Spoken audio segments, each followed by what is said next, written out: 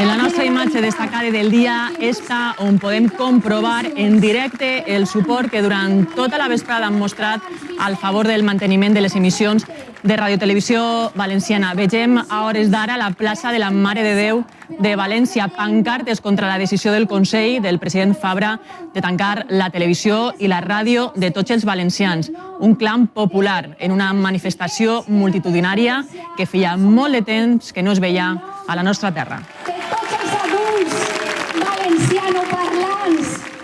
Des de les 6 de la vesprada, 3 manifestacions a Alacant, Castelló i València mostren el seu rebuig a l'anunci fet per la Generalitat esta setmana de tancar Radiotelevisió Valenciana. 160 col·lectius culturals, d'associacions festeres, sindicats i tot un riu de gent anònima han volgut així estar al costat de Nou i de Nou Ràdio davant de l'anunci final imminent de les emissions. Comencem el recorregut a València. Àngel Hernández, en directe. Ja tenim valoracions de quanta gent ha pogut acudir? Sí, Amàlia Garrigós, una de les presentadores o la presentadora d'est acte, una de les veus més coneguda de Ràdio Nou i afectada per l'ERO de Radiotelevisió Valenciana, parlava fa només uns minuts de 60.000 persones. Eixa xifra té esta imatge en part, esta imatge que els anem a oferir en directe perquè no totes les persones han pogut entrar així a la plaça de l'Ajuntament de València.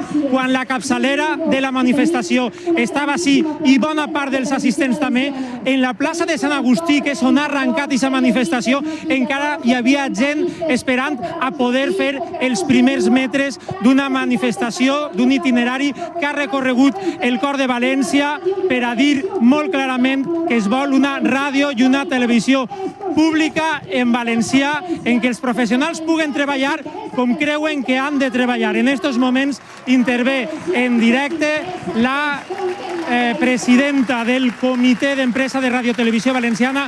Salut al govern. La gent aplaudís, escoltem les seues paraules en directe. Absolutament encoratjats en defensar el nostre autogovern, en defensar la nostra identitat com a poble, la nostra llengua, la nostra cultura, el nostre esport autòcton. Què som si desapareixem del mapa mediàtic? Qui no domina els mitjans de comunicació no domina la realitat i els valencians volem existir per a tindre pes, per a tindre finançament, per a tindre futur. I això és Radiotelevisió Valenciana. Senyor Fabra, busca i troba solucions per a Radiotelevisió Valenciana. Moltes gràcies, companys, companyes, amics i amigues, i a lluitar. Gràcies. És la imatge de la manifestació, una plaça de la Mare de Déu plena de milers de valencians demanant que no es tanque Radiotelevisió Valenciana. Una eina de vertebració del país, de participació democràtica i l'encarregada d'impulsar el sector audiovisual valencià. 130 associacions de tota la comunitat valenciana han donat suport a aquesta manifestació, que s'obria amb una carrossa amb els presentadors de Radiotelevisió Valenciana fent un programa en directe pels carrers de València. Jo crec que la ciutat valenciana es queda sense un mitjà de transmissió de la cultura molt important. També pense que és una eina essencial per a defendre la llengua. Per Canal Nou, com a futura periodista, per a mi sempre va ser un mitjà al que podíem acudir.